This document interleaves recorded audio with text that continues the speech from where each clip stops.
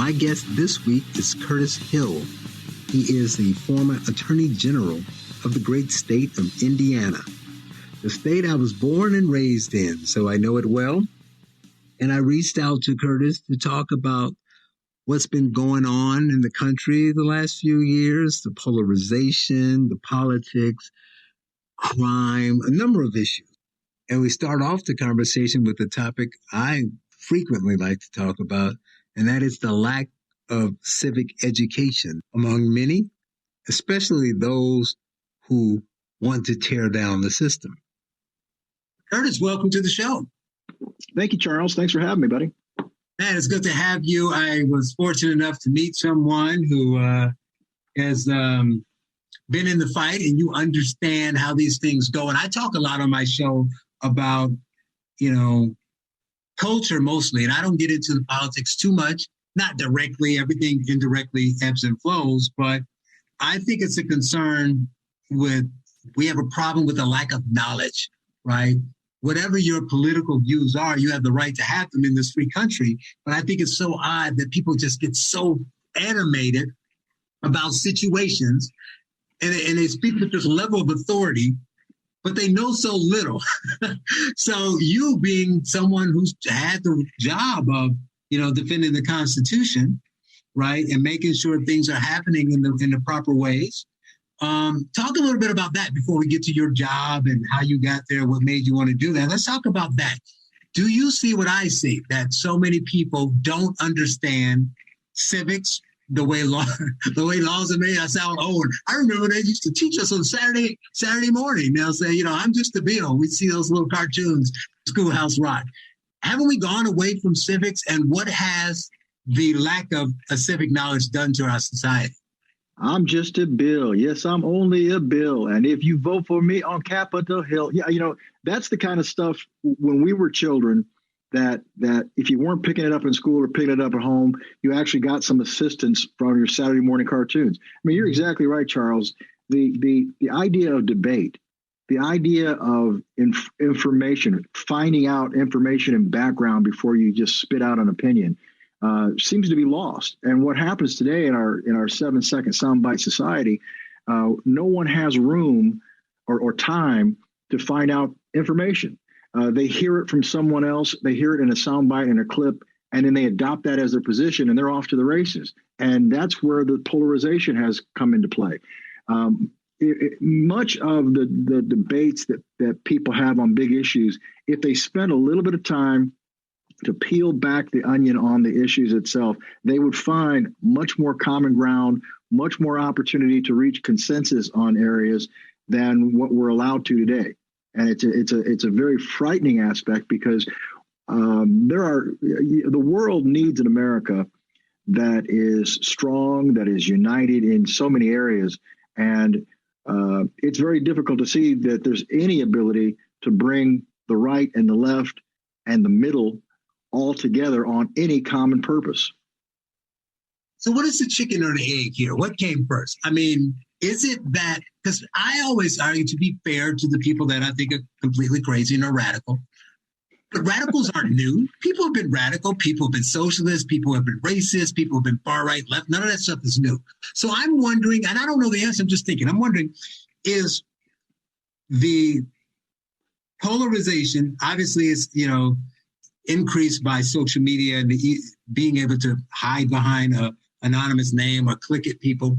But part of it too is, are people angry faster because they don't know what they're talking about? Back to the civics thing, right? At least when people used to have these debates, they will say, well, I think we should do this. We both agree that there's a problem, but constitutionally you should do this. And that's just not the way the laws are made. We have to get Congress to agree on this. No one says that now. They just say, this is what it should be because this is my truth. This is what I feel. So is that because they don't know anymore? Well, Charles, or is it just because they're just angry?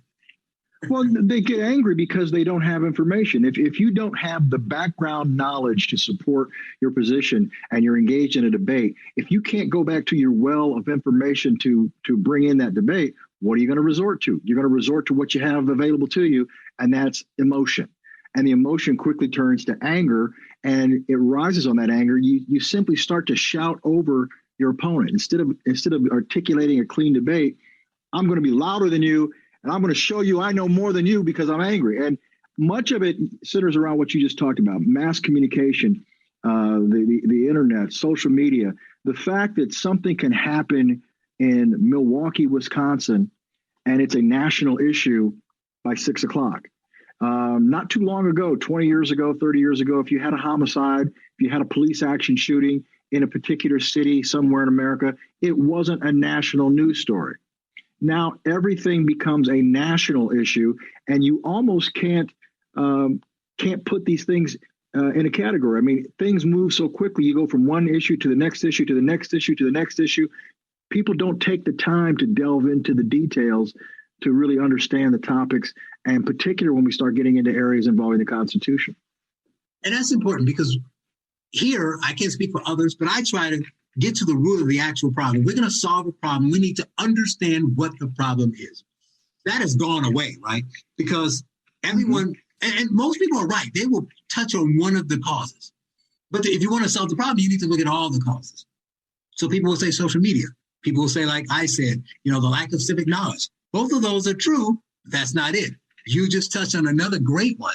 The fact that, not just the social media makes it easier for you to argue, but 24-hour news cycles makes everything a major news story. So because of that, things could be bad, but it makes people believe that things on a macro level across the country are worse than they are, right? So in my circle, everything might be fine. But if I keep watching the news where it's telling me this bad thing is happening, it's like, oh no, the whole country's bad now. Everybody's doing this new thing, or everybody's being shot. Do you know anybody who's been shot? Well, no, but look at the news. Every night on the news, somebody has been shot. Like people call me. I'm in New York now. They'll call me and say, are you okay? I'm like, what are you talking about? It's like, no, I hear that a lot of people are getting pushed down on the subway. Are you okay? Right? I'm like, it's higher than it should be. It's a problem. It could be better if people did what they needed to do. But let's not assume. I mean, there's 4 million people on the train, right? It's not. Yeah. Right. You're not looking over your shoulder every time you take a ride. Exactly. I said, let's look at it in perspective so we can fix it and in context. Let's not just assume that everything is so large. So you're right about that. The media is making everything a national issue. So there's race, there's crime, all this stuff. It's all national issue. You mentioned Milwaukee, right? But there's shootings that happen someplace, and police shooting, and then there are marches all over the country now. It used to be no marches. Then it would be just marches in that city. Now people are think about that, people, whether you agree it or not. I'm a police officer, and I'm working hard to do the right thing and be a great member of my community. I am in San Bernardino, right? Or I'm in Beverly Hills where crime is low. And I'm just doing my thing.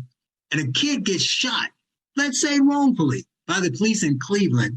And now I'm at work doing my thing, and then I walk out of the police precinct, and there's people all over the street, and they're throwing bottles at me, and they're mad at me. I'm like, hey, excuse me, sir, what's wrong? A kid got shot yesterday in Cleveland, so I need to hit you with a bottle.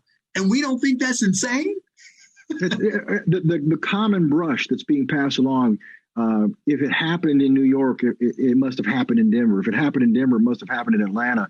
And the inability to compartmentalize and recognize that particular problems that occur don't have to occur everywhere. We see that with the police action shootings. You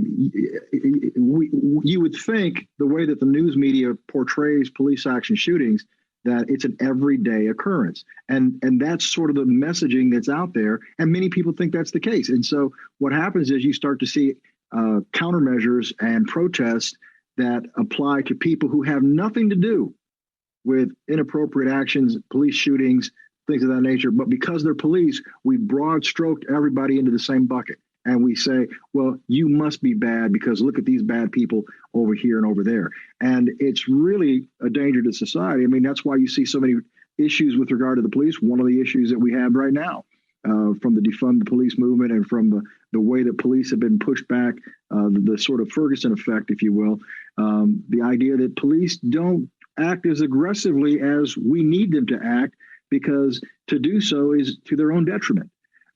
you go out and you do the kinds of things that you need to do to protect your community, which means aggressive, proactive policing, you can end up getting sued. You can end up getting fired. You can end up being on the national news and a national disgrace. And a lot of cops have to take a look at, wow, is this what I signed up for? Coming up, more with Curtis Hill, former Attorney General of the state of Indiana. You're listening to The Charles Love Show on AM 560, The Answer.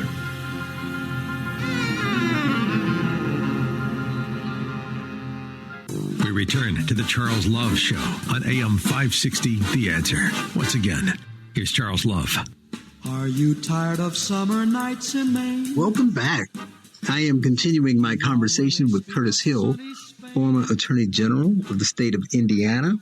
In the last segment, we talked about policing, and he mentioned some of the misconceptions. We talked about how it didn't make sense, whatever your thoughts on policing and what needed to be reformed, to attack a police officer or protest against police officers in one city because of something that happened in another city. And obviously, the growth of social media and 24-hour news has caused a lot of that, more so than the way people police or the views on policing, because normally you wouldn't see every shooting that happened everywhere. But that led me to ask him about crime itself. So here we talk about, I asked him what we're getting wrong about policing and crime and how it's prosecuted, but also whatever changes you may want to see. What happened that made average people think it's okay to do things that would create more violence in their communities? What are we as citizens getting wrong about the way crime is approached by the government in our individual, municipalities, states, like the way many of the areas that are considered high crime areas? Are we wrong? Because we may be wrong on more than one level. So are we wrong about the approach? So is the government wrong with the approach they're taking? But are we even wrong about what we think they're doing? So when the people in the community saying, well, the police are being too aggressive, or they're, over policing, are they actually over policing? So what has actually happened versus what we think is happening? One of the biggest mistakes that people make when it comes to evaluating our role in criminal justice is they say, we have too many people in prison, too many people locked up. And I say that's not the right question. The question is, do we have the right people locked up? That's the point. And how do we understand if we have the right people locked up? Here is a truism. The vast majority of crime in any community is committed by a very small percentage of people.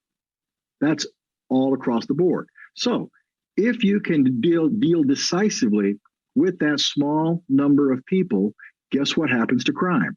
It goes down. Pretty simple, pretty basic. But several years ago, we got caught up in this political heap, this holy alliance of the left, the right, and everybody in the middle trying to deal with so-called criminal justice reform. And what criminal justice reform really was equal is we're going to cut sentences because we're locking too many people up in prison. Again, we have too many people in jail, and it was sold as, well, we have too many black people in jail. And not recognizing that if you look at who was getting locked up, the vast majority of people who were getting locked up for long sentences had 3, 4, 5 felony arrests. It was because of their history, not because of the offense. But some of the mythos that centers around locking people up is, well, we're locking all these people up for smoking marijuana. Well, no, we weren't. We were locking people up for being a third time loser, fourth time loser, fifth time loser, and getting to the point where we say, look, enough is enough. And here's what happened. Over a 30-year period, we had a 50% reduction in murder and violent crime over that 30-year period because we were locking up the right people. Now, a lot of people went to jail, but these were the people who were committing the crimes. That's what we want. What happens? We get into this mode of reducing sentencings over a period of time. And much of what you see today, even the increase by 30% of murder of violent crime over the last year, that has as much to do with the policies that have been put in place in the last 10 years of sentencing reform than it is anything else, because we basically have been opening up the jails and letting people who have a history of felony offenses out just because we want to reduce the numbers of people in prison. Well, if you're letting out people who have not been reformed, they're going to go out and commit the same offenses over and more quickly than before. And that's what we're seeing today. Well, I have a simple, naive question on what you said. Earlier, I said that radicals have always been here. There's nothing new about them. So I'm going to go out on a limb, not a psychologist, not a former AG, but I'm thinking the average person doesn't like to be robbed or shot or raped. Right. So if that is the case, how do we convince so many average Americans that they should get on board with not locking up people who are even violent in some cases, but also with a little turn and twist, to believe that even if you wanted to argue that nonviolent offenders shouldn't be in jail, that a nonviolent offender who A, has committed 62 nonviolent offenses, at some point, should you say stop, or he's proving that he's not going to stop doing it, or change the definition of nonviolent. How do we convince normal Americans to say that's okay? You know, for those who don't know, the Attorney General of Manhattan, where I am, came out and said if you pulled a gun on someone and robbed them at gunpoint, but you didn't shoot them, he wants to consider them a nonviolent offender because, hey, they didn't do anything violent to you. How did we get people to sign on to that? Because that's insanity. That's ridiculous. I mean, you almost want to ask him how he feels, or is he in for a diaper change when somebody holds a gun on him? Because that is a violent act. Just because you didn't shoot, and that becomes a ridiculous hair split when we say that you can pull a gun on someone, and because you didn't fire, well, that's not a violent act. But that's what happens. We have found all sorts of creative ways to try to water down the system. And as you talked about, the crazies have been at it for quite some time. But one of the questions always has been, well, what happened that got so-called conservatives into this idea of letting people out of jail? Well, the biggest factor in the right getting into the idea of letting people out of jail is money. Because it wasn't impacting them directly, they saw this as an opportunity to cut money and budgets from law enforcement and the court system, and then take that money and spend it where they want to spend it. Because contrary to what often people on the right will have you believe, that they're fiscally sound, they basically just want to spend money on something that they want to spend money on versus what the left wants to spend money on. Everybody's out to spend money and rob Peter to pay Paul. So it becomes a financial incentive until then that person becomes the victim of a crime, and then they might start to think differently. So what's happening is you're talking about a lot of people who are making decisions or forming opinions who haven't been that person in a grocery store where somebody pulled out a gun and held them at bay. Now, that puts a whole different spin on something when you become a victim of crime. And particularly what I always find interesting is that much of the crime occurring in minority neighborhoods and black neighborhoods, the people who suffer the most from reductions in law enforcement resources, reduction in proactive policing are Black and Hispanic families who live in neighborhoods that require more protection. Well, that's true. So that kind of explains the political right. But what about the average citizen? They don't like being robbed. Why are they saying, yeah, let them out? Well, because I don't know if that's true. Well, maybe they're not, right? If you talk to the people in the communities, they're not. It's just the people who speak for them, the elitists on TV who like the Republican. I think I answered my own question. Am I right? Right, they don't live in the community. You did answer your own question. The people who live in the communities absolutely want more protection. But this is what's been happening, this paternalistic attitude that's been happening, whether it's the so-called Black hierarchy or the white elites who like to speak for Black America. These are the folks who think they know better, that they have our interest in their hands. And so they make these decisions and they make these calls. Happens all the time. So we talked about crime a bit. Let's get to the other elephant in the room that's been taking over the culture and social media and in the media for years, and that's race. So as a former prosecutor, AG, somebody who understands who's protecting the citizen, right? You're looking out for us. So I guess I want to know how and should we be attacking racism from a legal standpoint? What should the government be doing, if anything, about racism? And if it's nothing, why? Well, the government did what it was supposed to do about racism back in the 1960s when it dismantled institutionalized racism through the Voting Rights Act and the Civil Rights Act. There was and is a role for the government to provide assurances that people are treated equally. And so that's why if you look through the books of most states, I'd say all states, you'd be hard pressed to find a law that is specifically intended to be harmful to blacks versus anybody else. The laws are to be applied equally.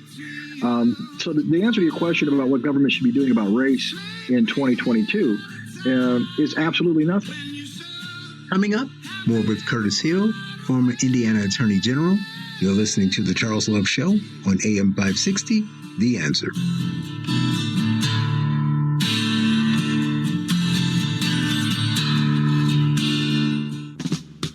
You're listening to The Charles Love Show on AM 560, The Answer, with your host, Charles Love.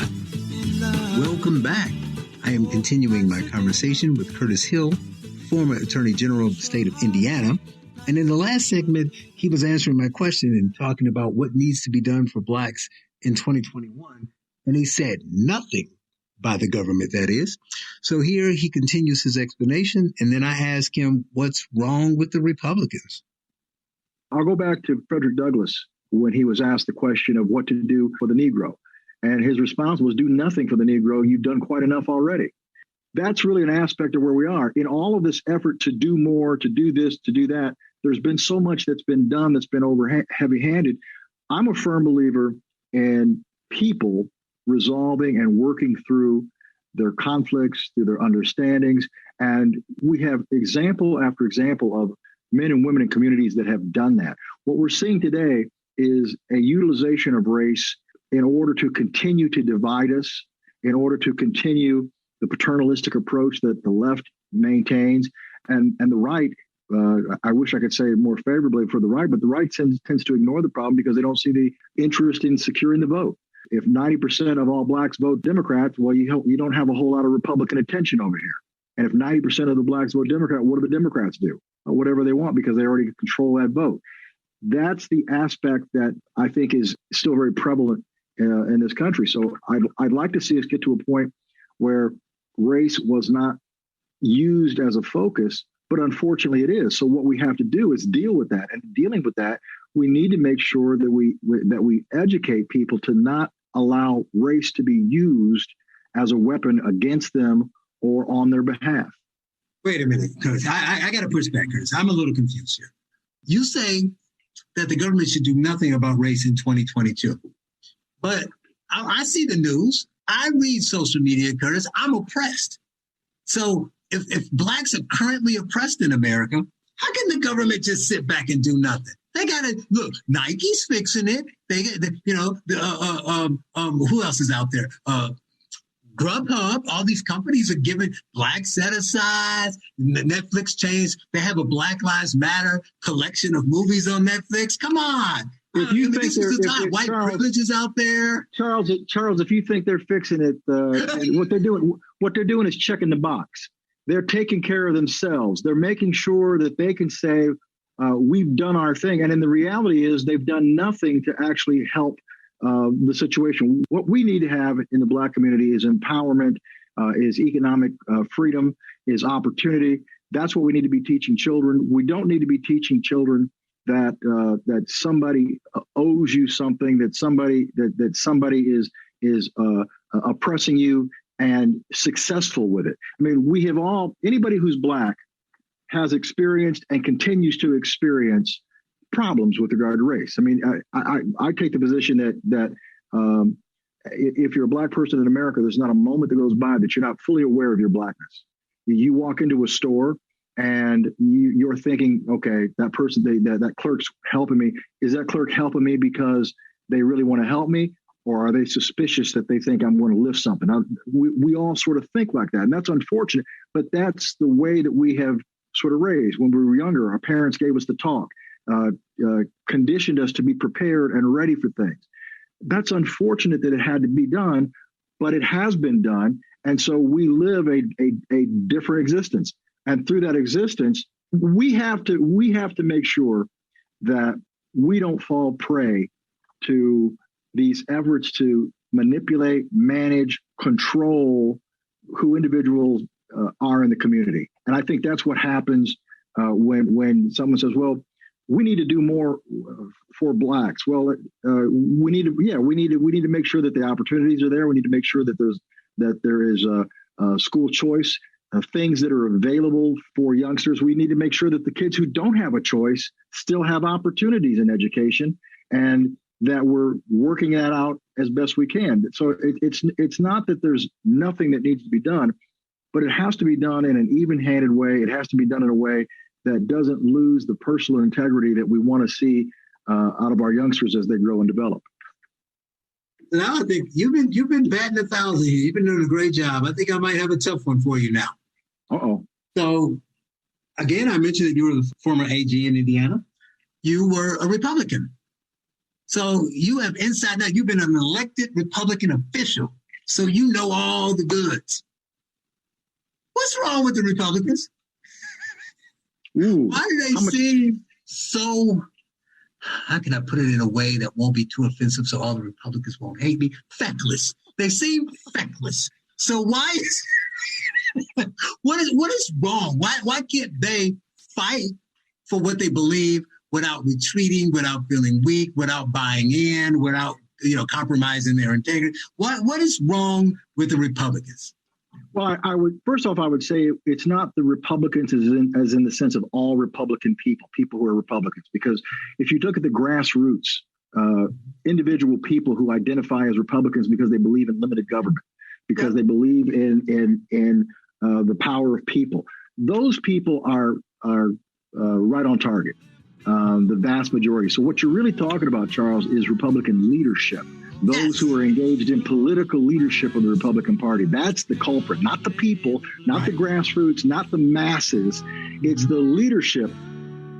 Coming up, more with Curtis Hill, former Indiana Attorney General. You're listening to The Charles Love Show on AM 560, The Answer.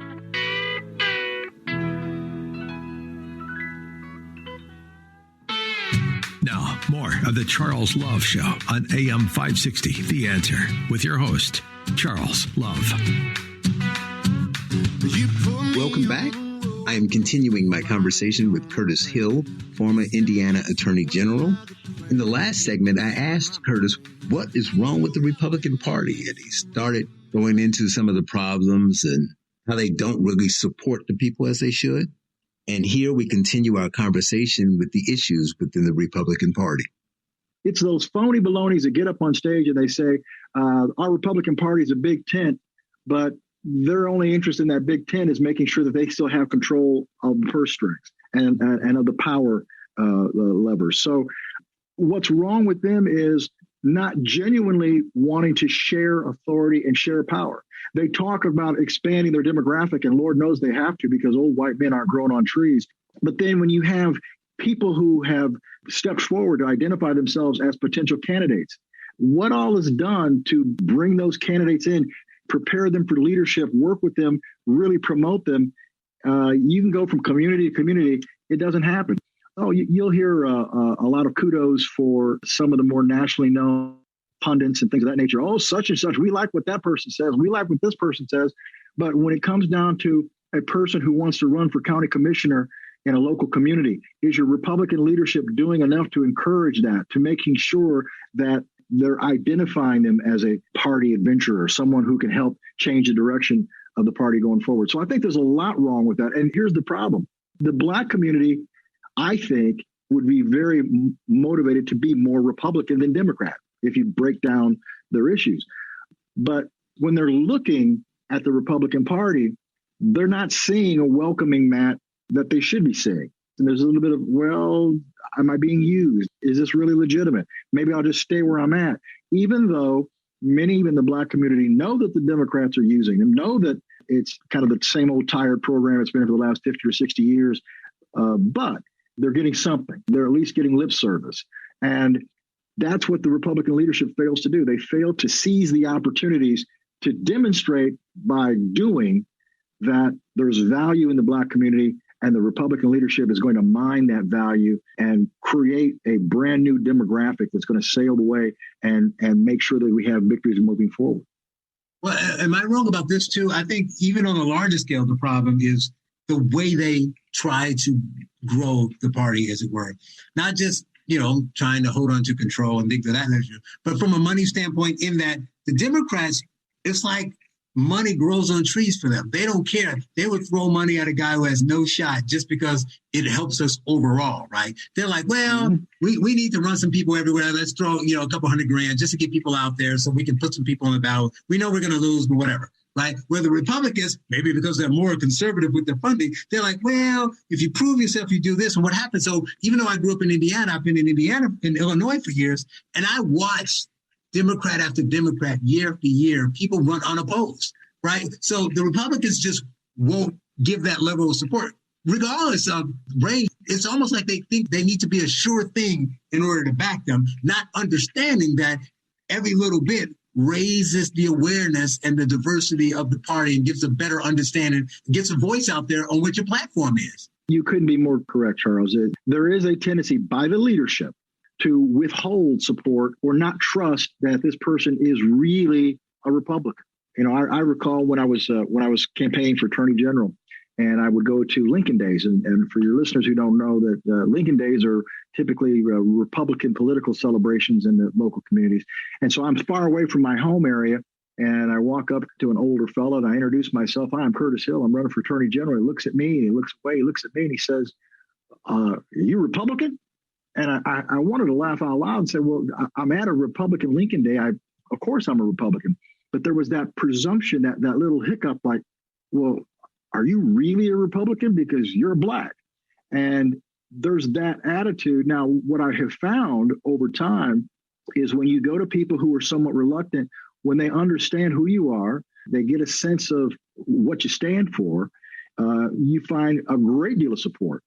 But initially, there's a whole lot of mistrust. And a lot of it comes down to what are Republicans and Republican leadership doing to engage the Black community in the first place, to demonstrate that there's a desire to actually bring us in.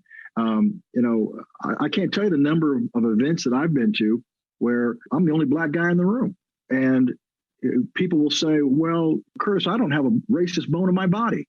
And starting with that attitude sort of is the wrong message, not to suggest that everyone's racist, but we all have biases. I even start to share my biases with people. I'll tell them, I said, well, when I see a Black guy walking down the street with his pants hanging down, where I can see the crack of his tail, his hat on backwards, and he's got a certain little step moving forward, I'm thinking gangbanger, drug dealer, and I have to apologize because that's not right of me. That's wrong of me to make that assumption. That's what we do. If I see a white guy walking down the street, bald head, tattoos up his neck and on his knuckles, I'm thinking white supremacist. That guy could be a Sunday school teacher for all I know. But that's what I'm thinking. And we all have a tendency to think that, and not always negative. I mean, we are conditioned to make value-based judgments immediately. When you're walking into the grocery store and deciding which door you're going to go in, you're looking at who's coming out. That person looks a little tough, or mug face. You make decisions based on that. You make decisions on who you date. You make decisions on your friends or your children based on what you see, what you observe. That's what we do. And when we start to recognize that we do those things ourselves and that we sometimes have biases, it allows us to be a little bit more forgiving of others who have those biases too. And that's what we have. We have to engage in understanding ourselves and our own shortcomings so that we can figure out solutions to the shortcomings of others. Not just presuming that guy's got it wrong, but starting with, I sometimes get it wrong too. Coming up, my final segment with Curtis Hill, former Indiana Attorney General. You're listening to The Charles Love Show on AM 560, The Answer.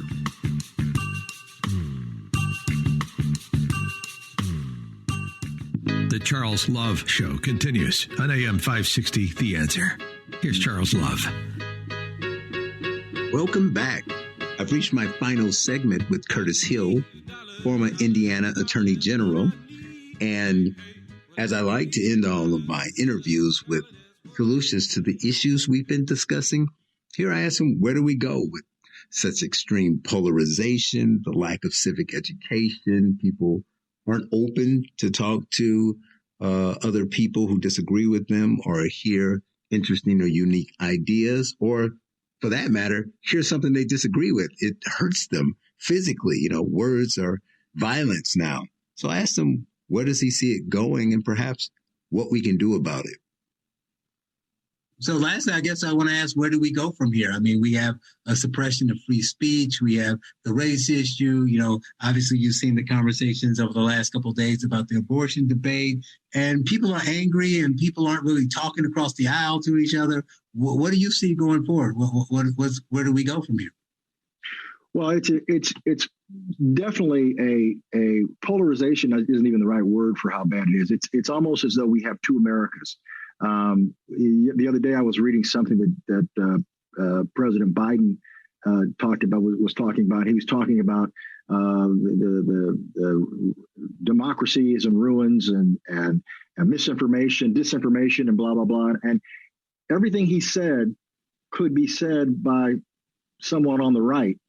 He said on the left. They're both saying the same message, and accusing the other of the identical thing. Disinformation or misinformation is a problem. Big tech is a problem. Censorship is a problem. But everybody's blaming the other for the problem. What we have to understand as Americans is that we need to develop a commonality.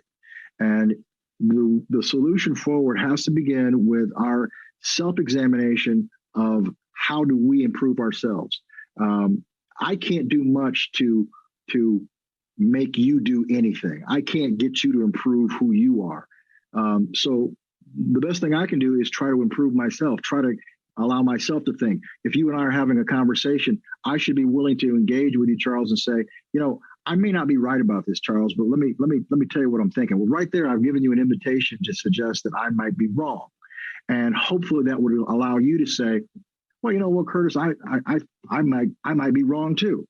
And now we're in a position where we're actually listening to each other rather than waiting for the next opportunity to speak.